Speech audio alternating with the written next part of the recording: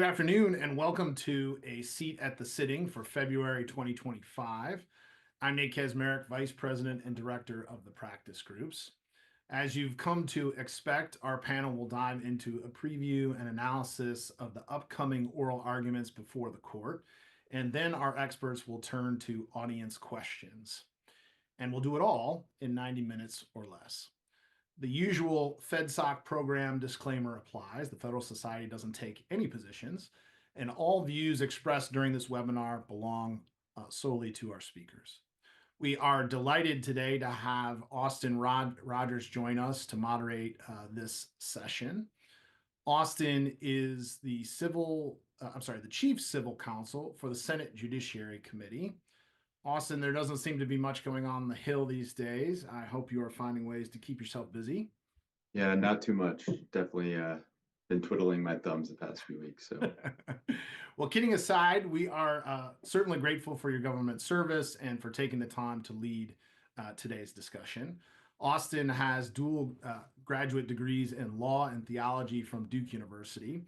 He clerked for Chief Judge Stephen Merriday in the Middle District of Florida, and he previously practiced law at White & Case, specializing in commercial litigation and appellate litigation. Prior to serving as Chief Civil Counsel, he served as Senior Counsel of Oversight and Investigations for the Senate Judiciary Committee. Full bios for Austin and the whole panel are available for your review on our website. This panel will cover the upcoming cases, and then we'll go to audience Q&A, so please start formulating your queries in advance. For those joining us via Zoom, your questions can be submitted with the Q&A function at the bottom of your screen. Now that the preliminaries are complete, I'm delighted to hand it over to you, Austin. Awesome. Thanks, Nate. Appreciate you having me today. Good afternoon, everyone. Really excited to be moderating this seat at the sitting for the month of February and looking at the Supreme Court's docket this month. So my name is Austin Rogers, as Nate gave me the introduction, and I'll be moderating the panel today, as well as covering a few cases. A couple of quick housekeeping items. We will have to end 5 minutes early today, so we have to expect kind of a hard 2:55 cutoff.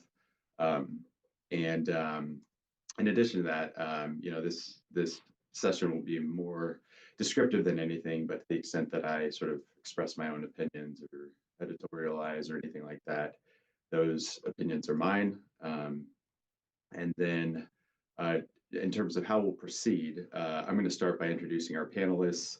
Then I'll march through a few cases and provide a brief summary, and then we'll turn things over to the remaining panelists to introduce their cases. As Nate mentioned, if we have time at the end, we'll open things up to the audience for Q&A.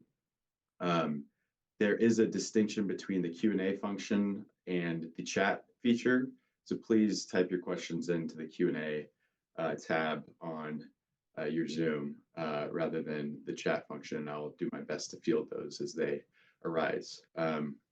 So as Nate mentioned, a more detailed description of each panelist's bio is available on the Federalist Society's website, but I will just give a brief introduction, then we'll start marching through the cases. So first today we have Richard Simpson, who will be covering Gutierrez v. Saenz and Perttu v. Richards.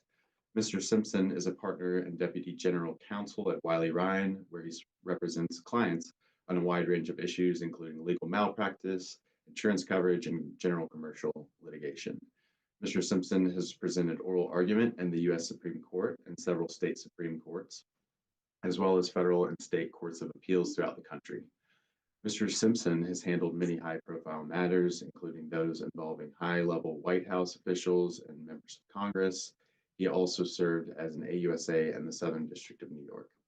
He earned his undergraduate degree from Wesleyan University and his JD from the University of North Carolina. Now, Mr. Simpson is a Dookie. I'll try not to hold that against you. So moving on as quickly as possible from that comment, we have Jonathan Siegel. Mr. Siegel will be covering Ames v. Ohio Department of Youth Services today. Mr. Siegel is a partner at Duane Morris in the Employment, Labor, Benefits, and Immigration Practice Group. He is also the managing principal of the Duane Morris Institute, which provides training for HR professionals, in-house counsels, and others at Duane Morris. Prior to Duane Morris, Mr. Siegel was a partner at Wolf Block in Philadelphia, and he received both his undergraduate and law degrees from University of Pennsylvania. So as you can see, Mr. Siegel is truly the sort of proverbial Philadelphia lawyer that we're always hearing about. So moving on from there, we have Joel Nolet. Joel is an associate at Wiley Ryan, where he specializes in commercial and appellate litigation. Joel clerked for Judge Grunder on the Eighth Circuit and for District Judge Kelly on the DDC. He attended undergrad at Gordon College and law school at Georgetown University, where he served as editor-in-chief of their Journal of Law and Public Policy. Finally, we have Will Yeatman. Mr. Yeatman is a senior legal fellow for Pacific Legal Foundation's Constitutional Scholarship Team, examining the administrative state. Prior to PLF, Mr. Yeatman served in the Peace Corps and worked at Competitive Enterprise Institute. Following his time at CEI, Mr. Yeatman worked at Cato Institute's Center for Constitutional Studies, where he wrote amicus briefs and conducted research on administrative law and regulatory reform. He holds a BA in Environmental Studies from UVA, a Master's of International Studies from Denver University, and a JD from Georgetown. Thank you guys for all for being with us today. So now that the panel's introduced, I'm going to go through a few cases and just summarize them ever so briefly, and then we will turn it over to the remainder of the panel. So with that, I will first be covering today Esteras v. United States. So in Esteras, the justices will be addressing a circuit split over what factors a judge can consider when sentencing a person for violating conditions of supervised release.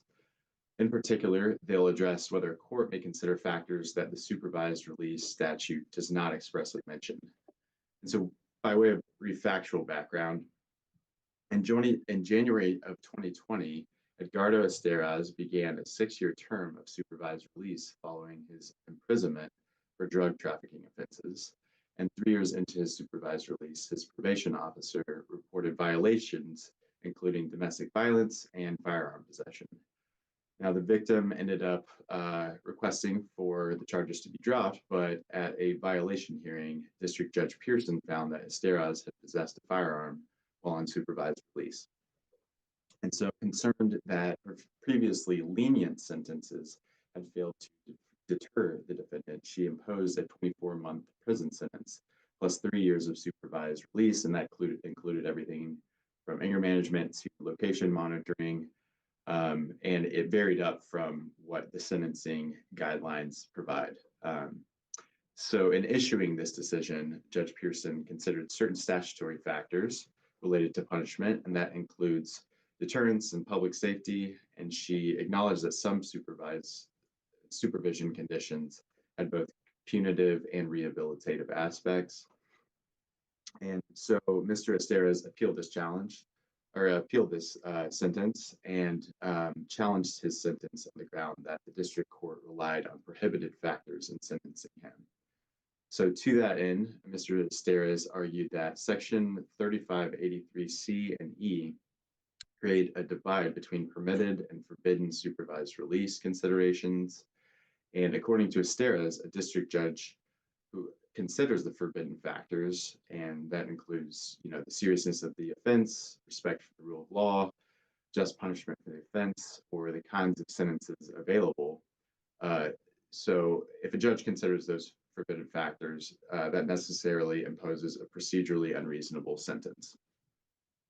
Nevertheless, on appeal, the Sixth Circuit affirmed the district court in an opinion by Judge Sutton.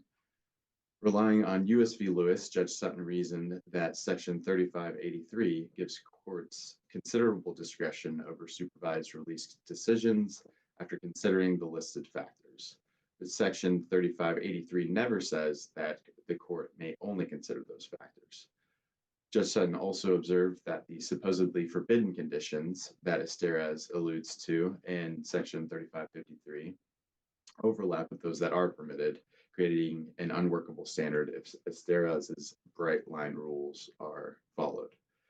Esteras petition for cert, and the question presented before the court is whether, when revoking supervised release and imposing a prison sentence, a district court may consider the sentencing factors in 18 U.S.C.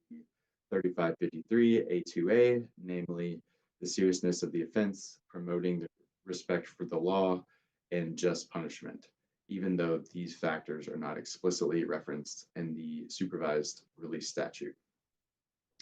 So that's Esteras, and next up we have Mauritius v. Antrix Corp. This is a very different case, but equally interesting. So this case involves the requirements for exercising personal jurisdiction over a foreign sovereign under the Foreign Sovereign Immunities Act, or the FSIA. The procedural posture is a little bit weedy and long and complicated, so I won't go through every detail of it and all the intervening, nooks and crannies, but I will give a quick rundown that should be good enough for government work and sort of understanding the background legal issues. So this case began after a dispute arose between two Indian corporations, DeVos Multimedia and Antrix Corporation. I should note that Antrix is a wholly owned corporation of the Republic of India. And there was a veil-piercing theory that the judge used to render its judgment. So after Antrix terminated the parties' agreement, DeVos responded by initiating arbitration. DeVos eventually obtained an arbitral award against Antrix and sought to confirm the award in a district court in Washington.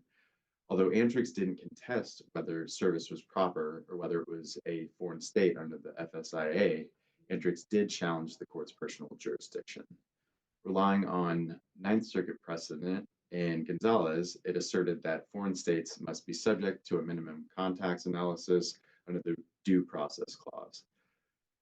Nonetheless, the district court concluded that a minimum contacts analysis was not necessary under a straightforward reading of the statute under the FSIA, and as a result, the district court ruled that personal jurisdiction was proper. It therefore confirmed the arbitral award, and it entered judgment for over $1 billion in favor of DeVos. Antrix appealed the district court's judgment, and on appeal, the Ninth Circuit reversed enforcement of the award, and it concluded that the district court incorrectly held that it did not have to determine whether an Indian-owned corporation had minimum contacts with the U.S. Now, in that opinion, Judge Miller wrote a concurrence, which was joined by Judge Koh, and he recommended that the Ninth Circuit reconsider its precedent because it has, quote, no foundation in the Constitution or the FSIA, and it is contrary to the views of other courts of appeals. And it does seem as though every court that has considered this question besides the Ninth Circuit has fallen out differently and has not required minimum contacts. Judge Bumate also registered a dissent in the Ninth Circuit's order denying rehearing en banc. I highly recommend his decision. It sort of really neatly lays out all the procedural developments, all the sort of underlying legal issues. It really sort of succinctly summarizes it, lays it out in true Judge Bumate fashion.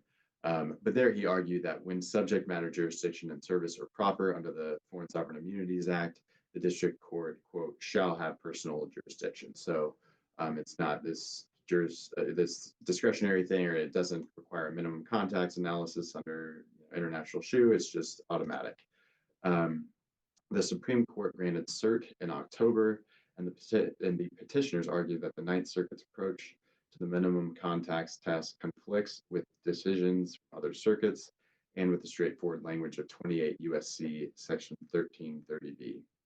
The Supreme Court will therefore consider whether plaintiffs must prove minimum contacts before federal courts may assert personal jurisdiction over foreign states sued under the FSIA.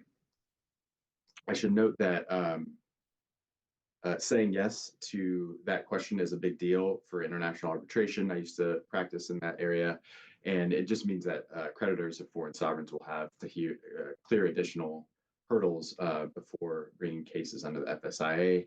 And as a final note, the court granted the United States leave to participate in oral argument. So you can expect 10 minutes coming from them. Finally, we have Blom Bank v. Honigman.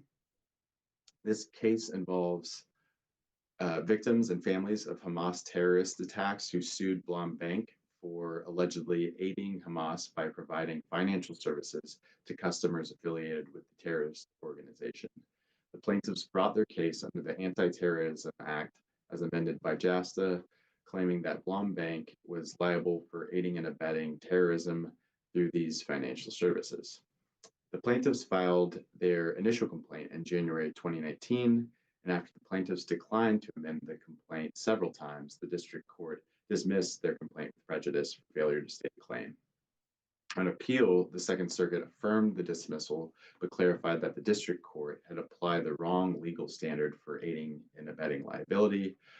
So the plaintiffs returned to district court and moved to vacate under Rule 60B and sought to amend their complaint in light of the Second Circuit's ruling on the aiding and abetting liability.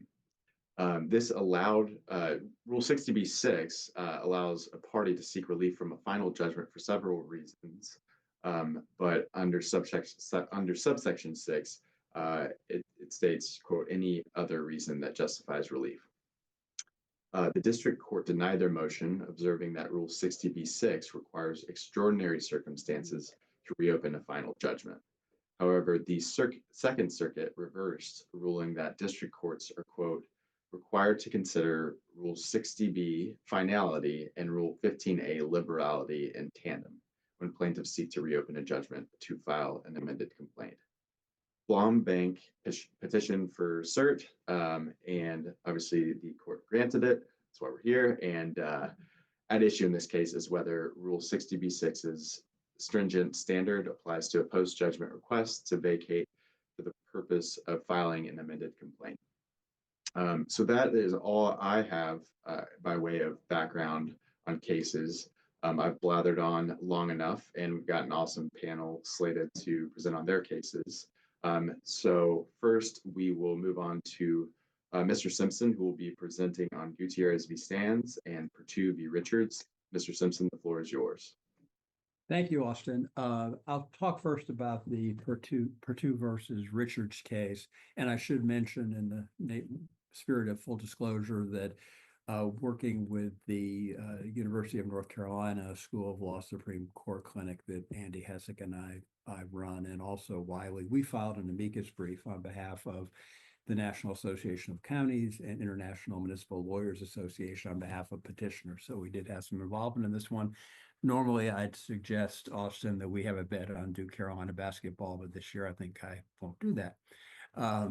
The issue presented in this case is whether the Prison Litigation Reform Act, and again, a claim where it applies, whether there's a right to a jury trial where a prisoner asserts a claim where the issue of whether administrative remedies have been exhausted is intertwined with the merits of the claim.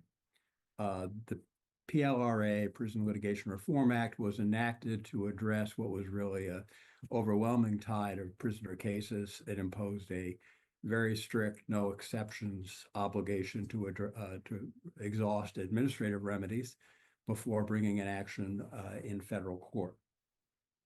This case was brought, the plaintiff brought a 1983 case alleging claims for sexual abuse, sexual misconduct, and retaliation. In response to the motion to dismiss based on failure to exhaust, he alleged that he had attempted to exhaust administrative remedies, but his grievances had been intercepted and destroyed by the defendant. So the issue presented was whether that issue of whether exhaustion had been satisfied was one that should be decided by the court, or one that would have to go to the jury because it was intertwined with his allegations about on the merits. The district court referred it to a magistrate who held an evidentiary hearing, made factual findings, the result of which the case was dismissed for failure to exhaust. The magistrate made credibility decisions and otherwise acted as a fact finder. On appeal, the Sixth Circuit reversed. It held that where you have intertwined fact issues and exhaustion issues, that there's a right to a jury trial, and that therefore on these facts, the issue of exhaustion had to go to a jury. So the issue on before the court is that jury trial issue, whether the Seventh Amendment applies. Generally, that's a two-step analysis. The first is whether the case is an action at law to which a jury right would attach. And the second is whether this particular issue is one that is such that a jury has to be allowed to preserve the jury trial right in essence. Everyone agrees here that it's an action at law so that you have the initial requirement satisfied. The issue really comes down to that second question about whether this particular issue is one to which a jury applies. Petitioner basically argues that the exhaustion requirement is a threshold, logically first issue, and that it should be decided by the court as an initial matter and need not go to a jury trial to be heard with the merits. Basically, the petitioner argues that exhaustion is analogous to equitable type defenses, as to which jury trial traditionally would not apply. They compare it to forum non-conveniens, abstention, those kinds of issues. And then looking at cases like the Supreme Court case in Beacon Theaters, which held that as a general matter, where you have intertwined issues like this, you err on the side of protecting the right to a jury trial, and you have the legal issues decided first. Petitioner argues that those, in fact, are that was a prudential decision and not a mandatory one, and that the court should look at the functional type analysis to see what the impact would be in this context of allowing the jury trial. And they noted that, and it's something we pointed out in our amicus brief, the Prison Litigation Reform Act has been extraordinarily successful in limiting the number of frivolous prisoner petitions, and considering that there's no mandatory jury right, the court should not stretch to find one, basically. The other point that I think petitioners made that was key here was that, unlike in some other circumstances, a ruling on exhaustion by a judge at the threshold would not act as collateral estoppel, and it also would result in a dismissal without prejudice, and so the plaintiff would not be barred from court forever. On the respondent side, the arguments really go to the notion that at common law, where you had intertwined issues of fact with equitable type of issues, or rather non-jury trial type of issues, that a jury trial was generally required and mandated. They take a very different view of the Bacon Theaters case and related cases, and suggest that those hold strictly that where you have an intertwined situation like this, that the legal issues have to be heard by the jury and have to be heard first. They also take issue with the notion about dismissal without prejudice being meaningful, arguing that in the context of the grievance procedures that states have, that in reality, once the case is dismissed without prejudice, the plaintiff will never be able to bring it because time periods will have run. There'll be no way to exhaust administrative remedies, and in fact, it will never get to back to court. And then, finally, the reply, I think, largely reiterates those same arguments. Interestingly, though, there is a bit of a factual dispute, in that the reply hits back pretty forcefully on this notion that a dismissal without prejudice amounts to a dismissal with prejudice, noting that on this particular type of claim, the sexual abuse type of claim in Michigan, there isn't a specific time limit on bringing a grievance, and that I believe it's 31 states actually have procedures whereby the administrative remedy, at least in the discretion of the administrators, time limits can be waived or extended, so that in fact it's a real right to come back to court, not an imaginary one. And also argue that collateral estoppel really wouldn't apply, because that is it's a judge-made doctrine. It's flexible. no good reason in this context that a court would apply collateral estoppel based on a non-exhaustion file earlier. So it's teed up well. I think it's a significant case in terms of the impact on prisoner litigation, set for argument on February 25th. So it'll be an interesting one. The other one I was going to talk about was, as Austin indicated, is this Gutierrez case, which is set for argument on the 24th, I think. The question presented there, it's a death penalty case, and it's a standing issue. The issue is whether a Article 3 standing requires a particular specific determination of whether the state official named as a defendant in a lawsuit, whether granting, it's a declaratory judgment action, whether granting the relief requested will redress the plaintiff's injury. Basically, the question is, in this, as I'll explain in a moment, there's an effort, the case seeks a declaratory judgment. The issue is whether, if the plaintiff were to win, that would redress the injury. The plaintiff in the case is who is subject to a death penalty, asserted a 1983 case claim challenging a Texas statute providing for testing of DNA evidence. Bottom line on it is that the statute gives a defendant a right to have DNA evidence tested, or at least the potential for that, where the results of the testing could go to showing actual innocence.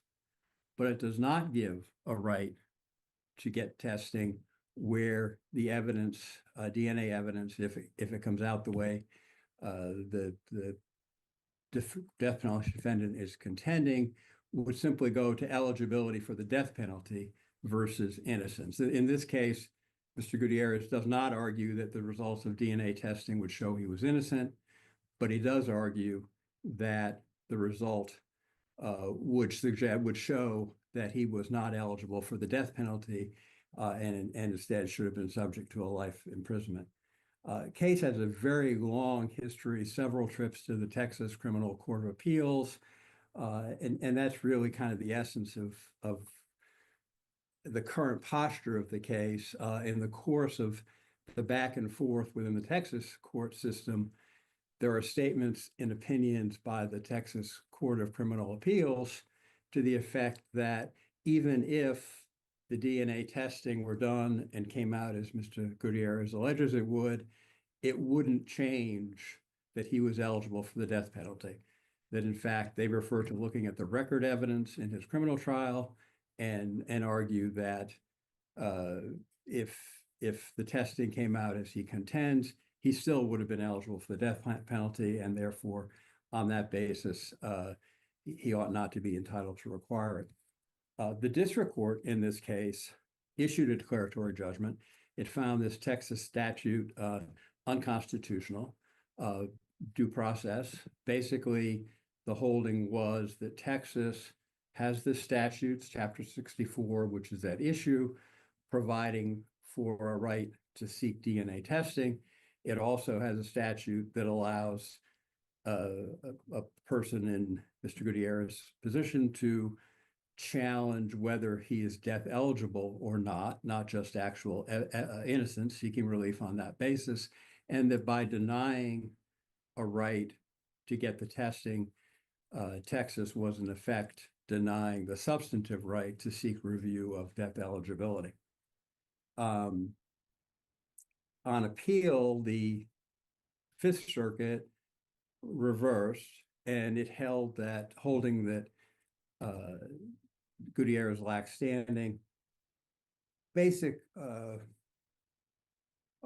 argument there, or holding rather, was that in light of the statements by the Texas Criminal Court, and won't get into all of the procedural details, but some actions in state court after the district court decision and before the Fifth Circuit decision, there was no reason to think that a declaratory judgment from the federal court would make any difference.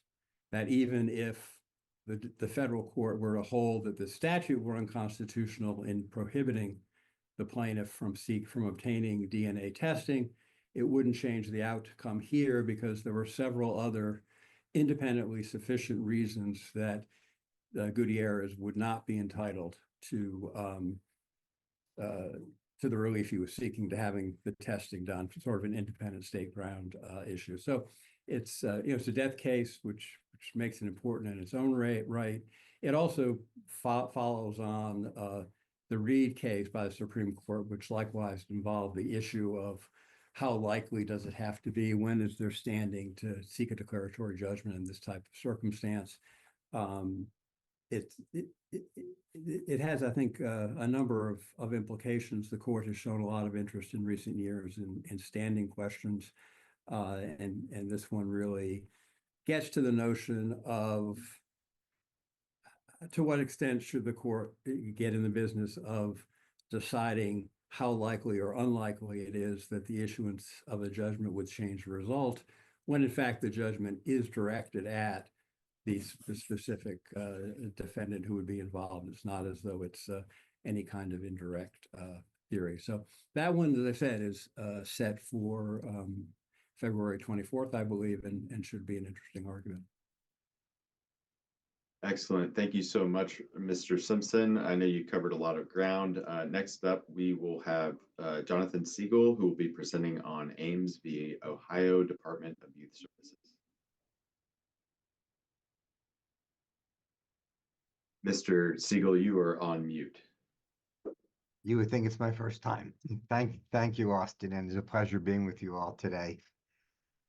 Every year, there's at least one employment case that's the groundbreaking case that employers, I guess, and employees alike are looking at. And this year it's the Ames case, which I want to go over with you. Some of the topics you're going to hear are going to be very timely. The facts of this case are pretty straightforward. Ames is a heterosexual woman. She applied for promotion. After she interviewed, she was demoted. She was replaced by a gay man in the position from which she was demoted, and a gay woman received the job for which she had applied when she promoted for the promotion. So she had a double whammy. She sued her employer, alleging that she was discriminated based on sexual orientation. By way of background, Title VII, which prohibits discrimination based on sex, consistent with Bostock, also prohibits discrimination based on sexual orientation.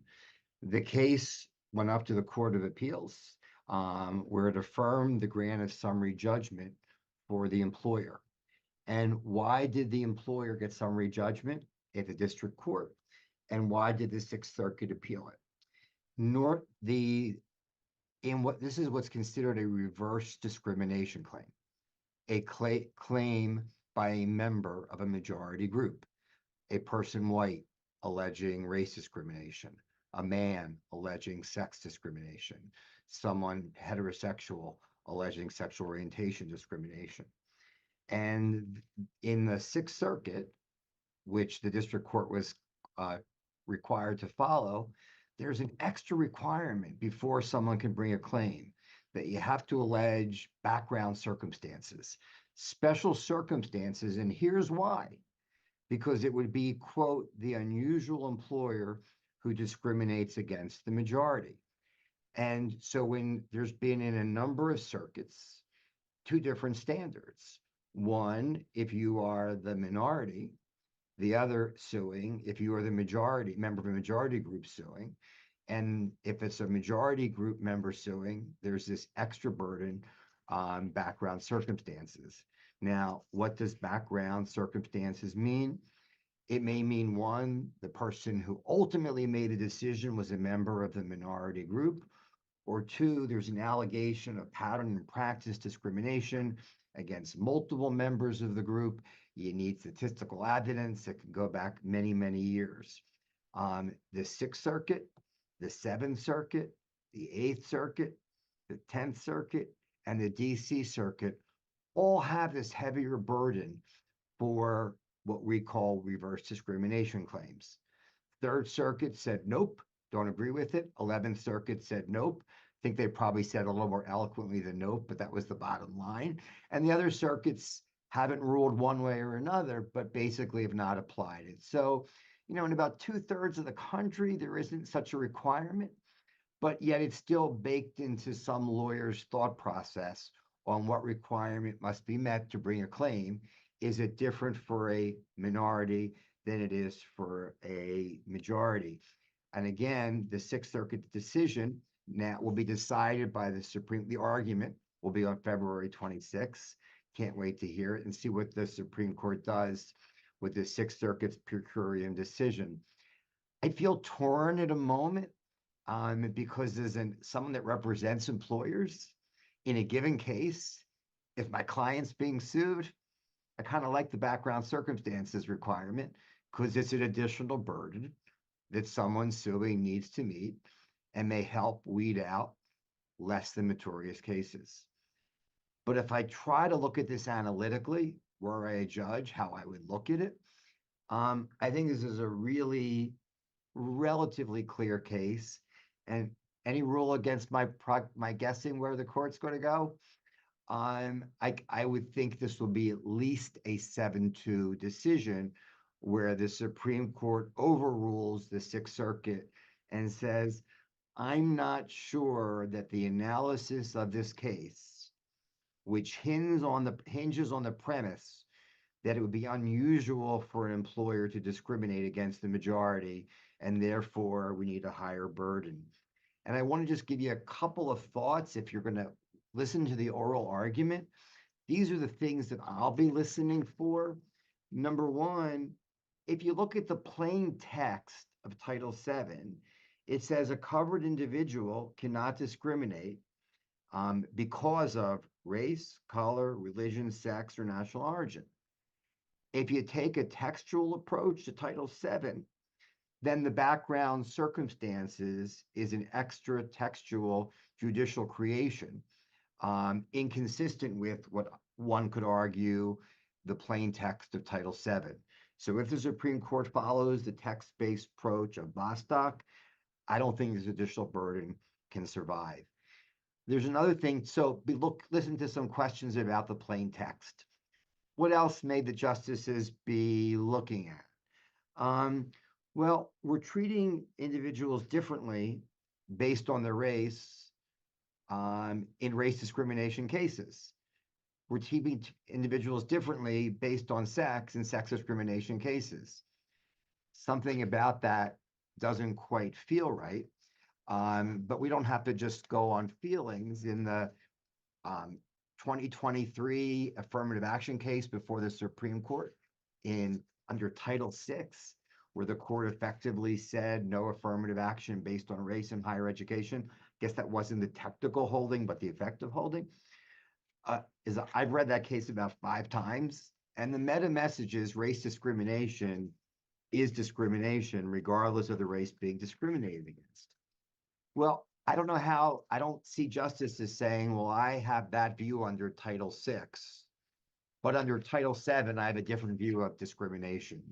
So looking at the sort of meta message of the Harvard case involving affirmative action, I think there's real trouble for this background circumstances test to survive this additional burden.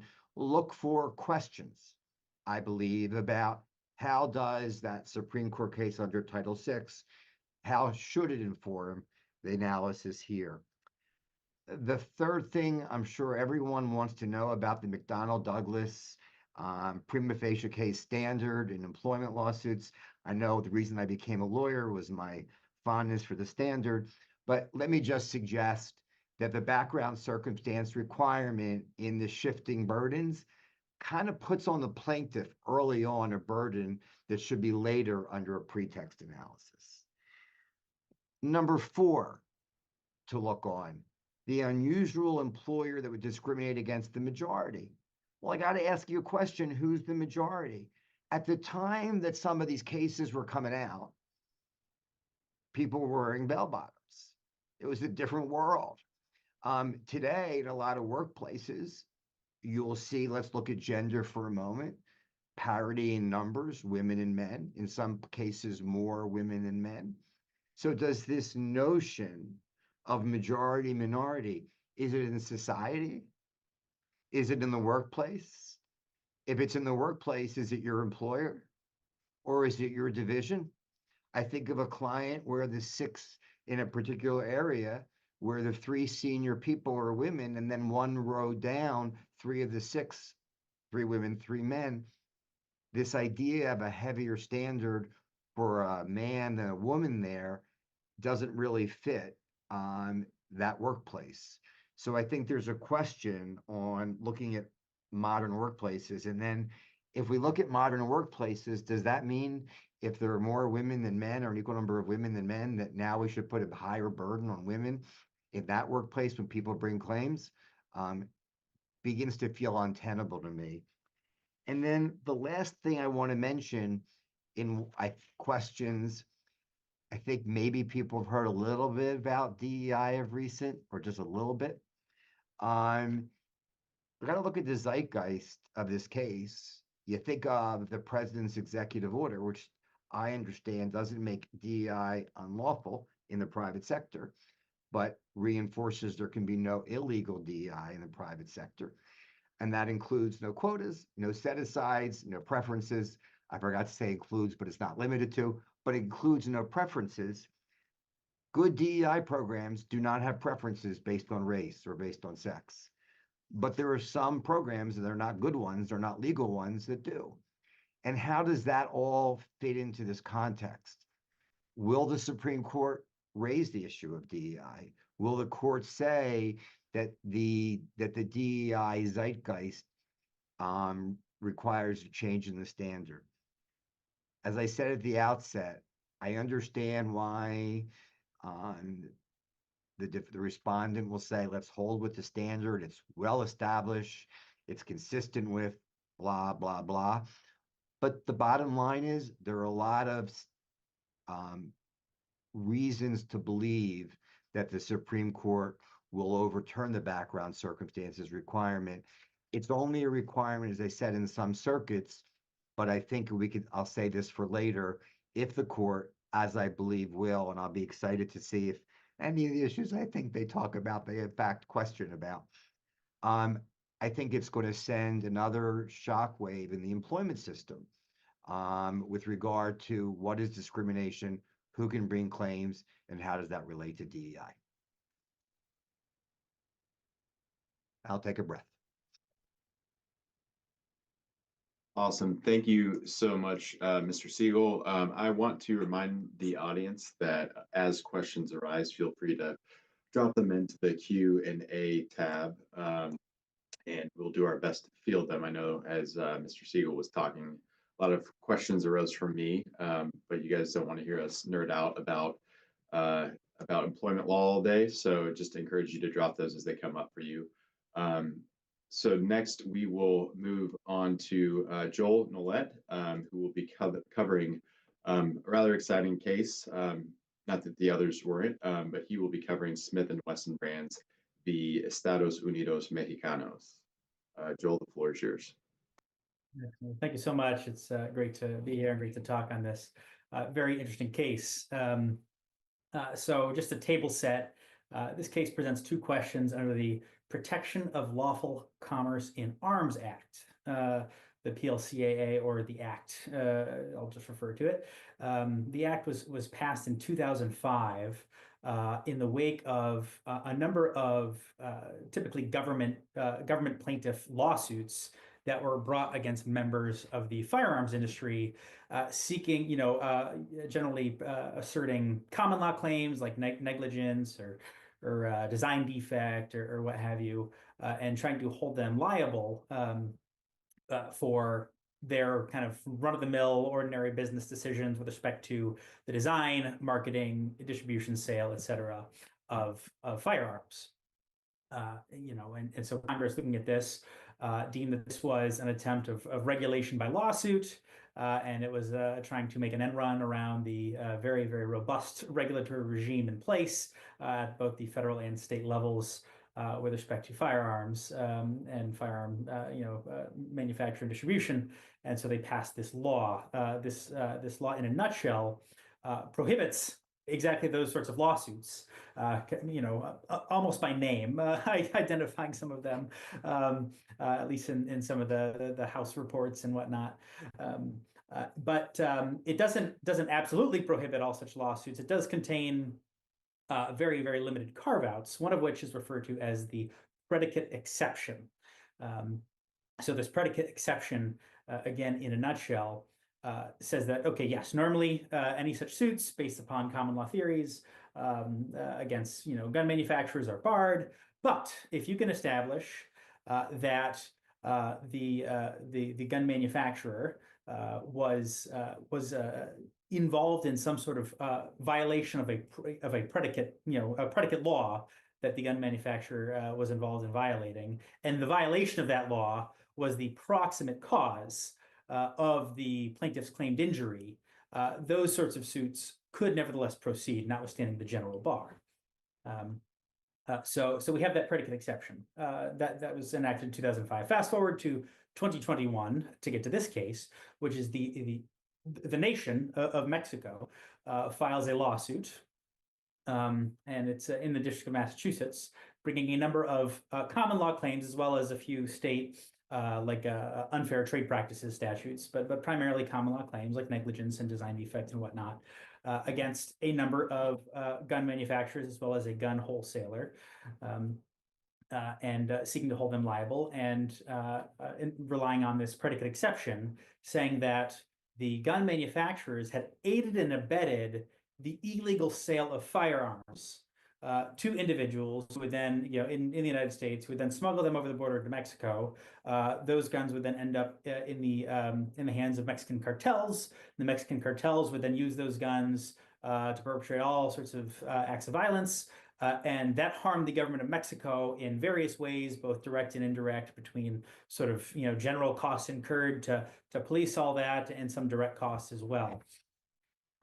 And so they sue, and they rely on that. The District of Massachusetts Chief Judge Saylor dismissed the case, finding that the claims were all barred by the predicate exception, as relevant here, although for kind of slightly different reasons than what's going up on appeal. It then went up to the First Circuit, and the First Circuit reversed. Again, we're at the motion to dismiss stage, so based upon the allegations in the complaint. And the First Circuit reversed the District of Massachusetts' decision to dismiss the case, and it did so reasoning that the government of Mexico's allegations about how the firearms manufacturers, various things that they alleged, again in the complaint and at the pleading stage, were sufficient to show that the manufacturers were aiding and abetting downstream illegal sales, which I suppose just a bit more context. The 7 of the petitioners here are manufacturers who are not themselves involved in sales. They generally provide the firearms they manufacture to distributors, who then distribute them to dealers, and the dealers then sell them to individuals. The First Circuit found that the government of Mexico's allegations were sufficient to show that the manufacturers and the one wholesaler were sufficiently aware, sufficiently conscientious, and sufficiently involved in various decisions, such that they could be considered to have aided and abetted the illegal sale of firearms that ultimately made it to the Mexican cartels. And it reasoned that the approximate cause requirement to trigger the predicate exception had been shown relying on sort of a principle of foreseeability, that if an individual engages in a certain course of conduct that has predictable downstream consequences, and then goes ahead and does so anyway, that is sufficient to show that they were not just the but-for cause of the downstream consequences, but also their conduct was a proximate cause of the downstream consequences. In this case, the harms that Mexico suffered from Mexican cartel violence. So the 7 manufacturers and the wholesaler then appealed. They petitioned for cert to the Supreme Court, and the Supreme Court granted cert to address these 2 questions about the predicate exception, namely, what suffices to show proximate cause to trigger the predicate exception, and what suffices to show aiding and abetting liability. for purposes of the predicate exception. To sum up the arguments briefly, petitioners argue that on the first question about proximate causation, the Supreme Court has, for some time, but in a number of recent cases as well, in a number of different contexts, has emphasized the importance of directness in the proximate causation analysis. Here the petitioners argue that the government of Mexico's theory of liability and theory, its harm relies upon what the petitioners argue is an 8-step chain of causation, but at worst is like a 5-step chain of causation that each one has to be met in order to find that the manufacturers and wholesaler are involved. They're responsible for the harms that Mexico has suffered from cartel violence, and they say that this flunks any form of the directness requirement that the Supreme Court has emphasized is generally inherent within proximate causation. On that issue, on the flip side, the government of Mexico emphasizes that foreseeability is a recognized principle within proximate causation analysis. They kind of like to paraphrase what's been said about the term jurisdiction. The term proximate causation is a word of too many meanings, and so it all depends on the court and the context, and that foreseeability is a valid consideration. But they also push back on some of the directness arguments that petitioners make, and argue that their allegations, because again we're at the 12b6 stage, that the allegations in the complaint suffice to show that the petitioners have that sort of direct nexus to the illegal sales, even though they're a bit higher up in the supply chain and not themselves involved in like a over-the-counter sale, themselves. Then on the second issue about what suffices to show aiding and abetting liability, the question kind of comes right in the heels of a case decided 2 terms ago. I think it was 2 terms ago, Twitter versus Tomnay, I believe it's pronounced, where plaintiffs tried to hold Twitter liable because they knew that terrorists were using the platform, but didn't take affirmative steps to stop the terrorists from using the platform, and the terrorists were able to use the platform to perpetrate an act of terrorism. And they relied on a theory of aiding and abetting liability against Twitter, and the Supreme Court said it's, in a nutshell, it's not enough that an enterprise is aware that kind of downstream somewhere people are making use of its product or service in an unlawful way, and that manufacturer, that provider or whatever, simply does nothing. You need some sort of affirmative culpable conduct, and the petitioners argue that that's just absent here in the allegations in the complaint.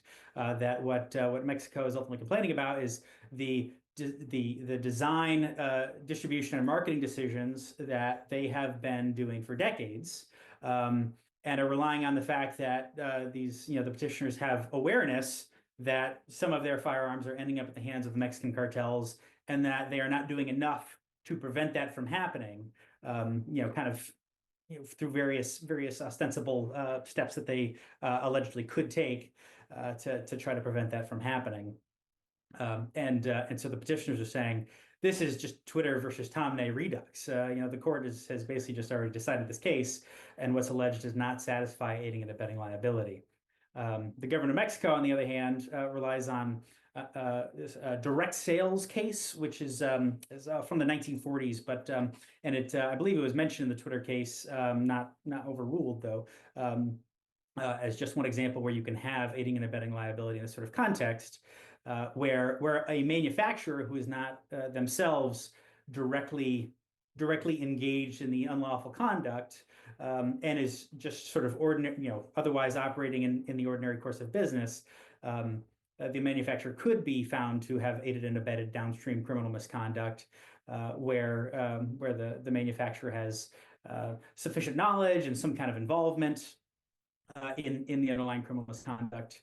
And so the government of Mexico says this case is more like direct sales based upon the allegations in the complaint, where the manufacturers both have that knowledge and are engaged in certain actions that show that affirmative, sort of affirmative intent to assist the criminal misconduct. The Supreme Court's going to hear this case on March 4th.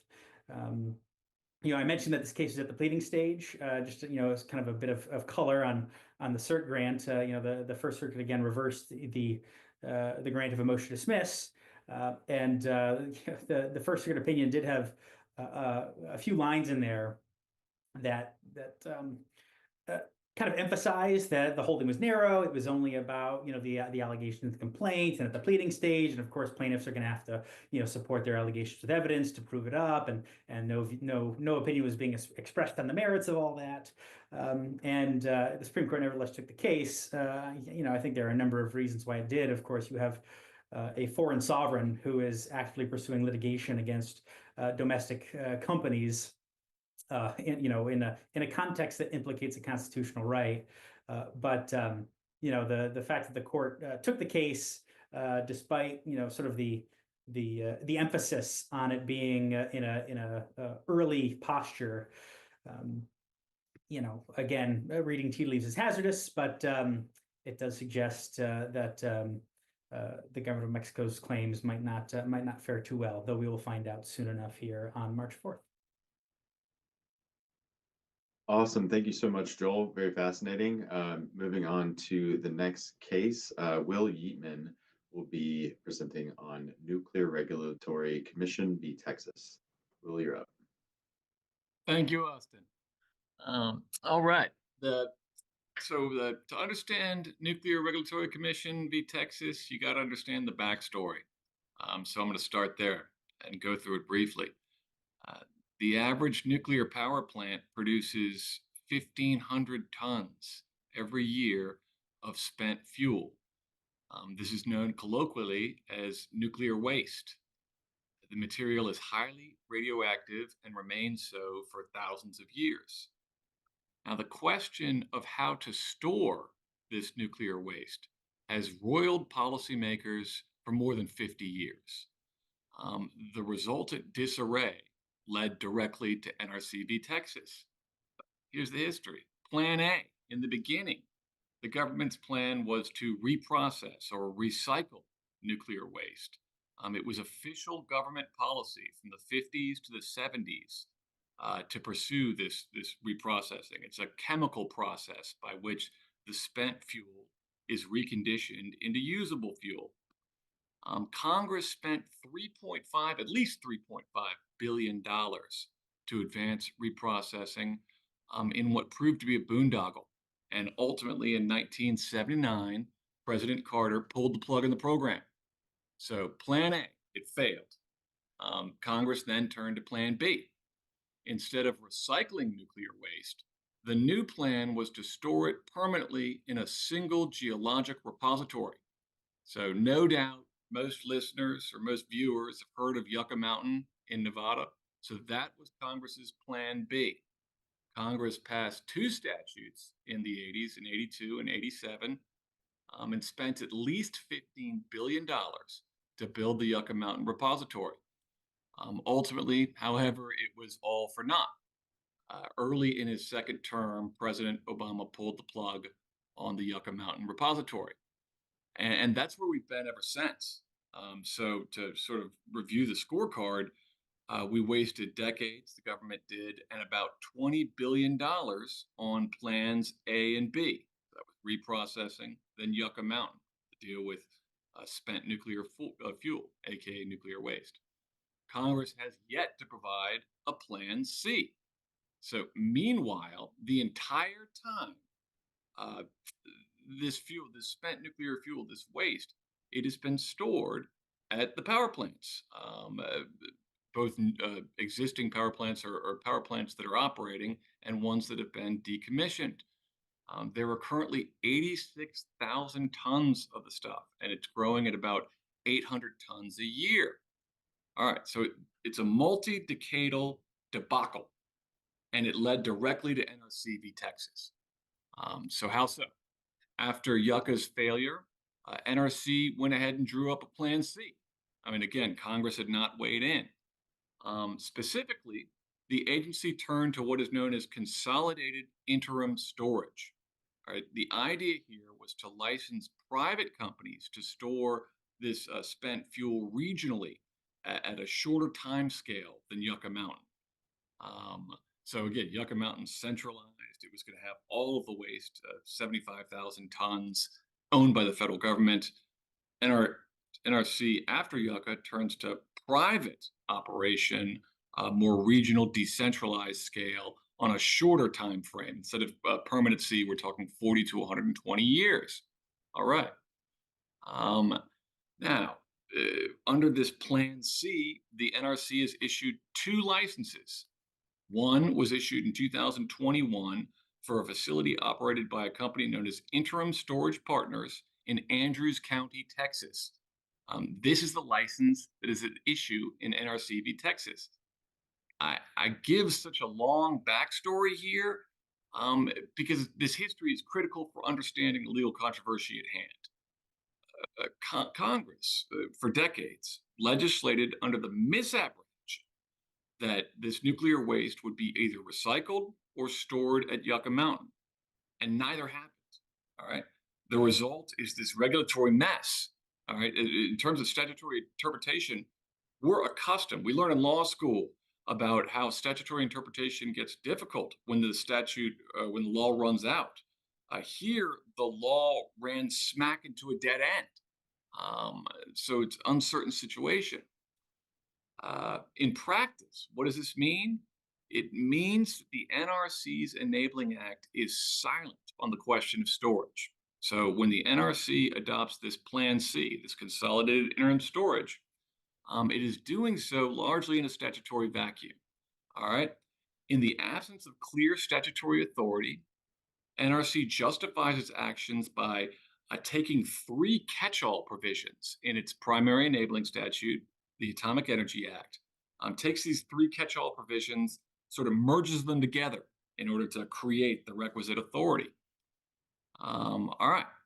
So the state of Texas, local landowners, they object to this license in Andrews County, Texas, and they pursue judicial review in the Fifth Circuit.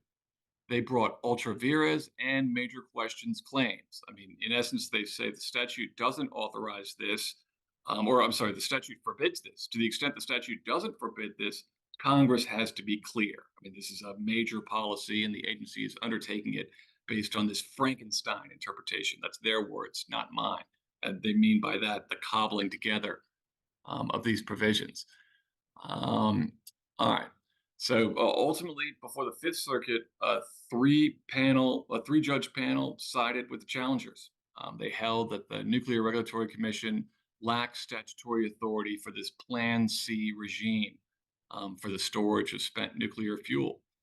The full court then declined to rehear the case. Supreme Court ultimately grants cert. All right. That's the merits of the controversy. But before reaching the merits, there's a threshold question to answer.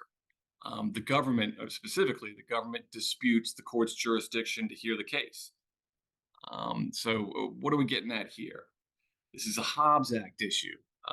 So the NRC is one of a handful of agencies for whom judicial review is governed by the Hobbs Act.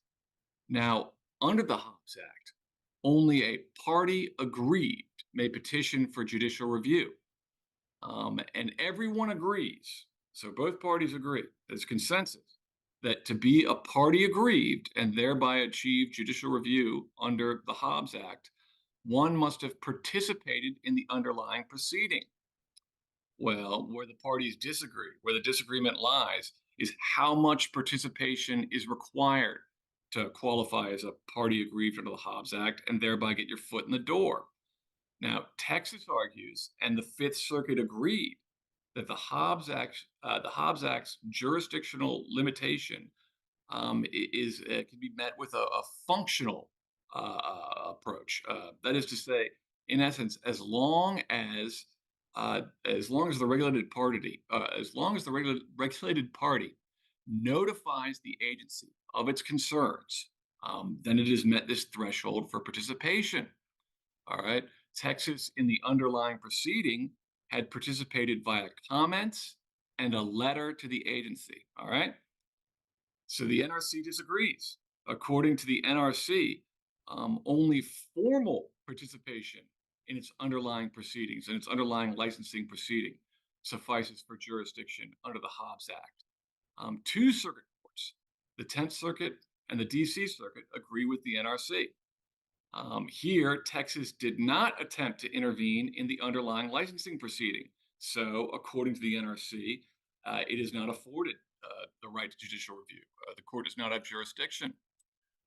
Okay, so on behalf of PLF and co-authored by my colleague Oliver Dumford, I submitted an amicus brief on this second question, this justiciability question.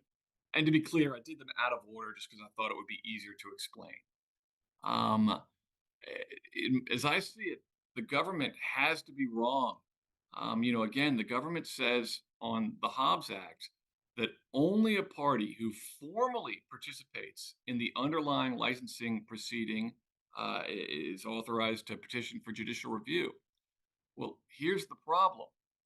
The NRC tightly controls and tightly regulates access to its proceedings. If indeed the government is right and the Hobbs Act limits judicial review only to those who formally participated in the underlying proceeding, in essence, you're allowing the agency to regulate access to the courts for its policy. And this here, we intimate in the brief that by the looks of it, there's some shenanigans going on. So there have been, again, two of these post-Yucca licensing proceedings, this Plan C by the NRC. In each of them, one was for the one in Andrews County, Texas. The other one was in New Mexico. In each of these proceedings, the NRC denied all intervention. That is, they closed the door of the courts to any judicial review. They're taking, the agency this is a novel, expansive understanding of its own power. It's the sort of thing that is perfect for percolation, if you will. And yet the agency, in practice, regardless of whether or not it's an intentional strategy, has closed the door to judicial review of its bold interpretation of its own authority. I believe that's problematic. Again, we PLF, we agree with the Fifth Circuit and with Texas that the Hobbs Act can't mean what the NRC says it means. The proof would be in the pudding. Again, they foreclosed review for this controversial policy they've undertaken, this Plan C. That's worrying. All right, so that's the controversy. In a nutshell, in essence, there's two components. The first is this jurisdictional question. It pertains to the Hobbs Act's limitation that only a party aggrieved may seek judicial review. And for all intents and purposes, this question boils down to how much participation in the underlying licensing proceeding is necessary to gain access to judicial review. If it gets to the merits, the court would squarely address the NRC's post-Yucca authority to regulate the storage of spent nuclear fuel. The policy ramifications of this potential decision are tremendous. I don't have a dog in this race one way or another, but this is, in essence, Congress created plans A and B. Plan C is now being vetted by the courts. And this brings me to my concluding point, which doesn't necessarily pertain to Supreme Court jurisprudence, but does pertain to a broader problem here in DC. This is yet another instance where the executive and judicial branches are hashing out profound legal and policy questions while Congress sits in the sidelines. That's, again, Congress establishes Plan A, Congress establishes Plan B. We've been without a plan for going on a decade now, and Congress has yet to weigh in. And in that vacuum, we're seeing this interplay between the executive and judicial branches. And we're seeing it all too often these days, alas. To bring it back to the case, It's a fool's errand to prognosticate how the Supreme Court will come out. I don't have a good grasp on what the court will be thinking. I know oral arguments is on March 5th, and that's the case in a nutshell. Thank you very much. Thank you, Will. On behalf of someone who's sitting on the sidelines in Congress, and thank you to all of our panelists. As a reminder, you can type any questions that you have in the Q&A function of Zoom. We did get a few questions, most of which were directed at Mr. Siegel. I know that Mr. Siegel, you sort of started to answer a couple of them, but just for the audience's benefit, I'll go ahead and read them aloud and you can give them a crack here as well. Just, I guess as an initial matter, what is the background circumstances that you're referring to? And then as a follow-up, is it noteworthy that the Biden administration's Justice Department agreed there shouldn't be a background circumstances requirement? And then assuming the court does overrule the Sixth Circuit, would you expect to see a lot more reverse discrimination cases being brought? One, background circumstances, sort of a misnomer. It should be special circumstances or additional circumstances. If you are a majority alleging discrimination, again, someone white alleging race, man, sex, etc., you have an additional burden of proving special circumstances. An example would be there's a pattern and practice of discriminating against people who are white, who are men. Sort of interesting because if you have a pattern and practice, that's what can make a class action. So it puts a very heavy burden on a majority plaintiff in these kinds of claims. Number two, and by the way, again, the name is unclear, is a misnomer, really should be additional circumstances or special circumstances. And the courts have struggled with this standard. In fact, the Third Circuit, in rejecting it, said it's kind of an amorphous standard. We're not exactly sure what it means. I'm still not exactly sure what I know what it means. I just know it's an additional burden. Number two, I do think it's relevant that both the U.S.C. and the DOJ, under the prior administration, took the position that the background circumstances requirement should be eliminated. I'm not going to try to guess what the current administration will do, but I would, and it won't be relevant by the argument next week, but I think there's a growing consensus around this issue. I listen to my colleagues and I almost always try to avoid prognosticating on a case, but I think on this one, the tea leaves are in favor of overturning the background circumstance requirement. What will happen if that occurs or when that occurs? First of all, in 5 circuits, when plaintiffs' lawyers evaluate whether to bring a lawsuit, they think, am I going to be able to prove background circumstances? So it may chill advocacy.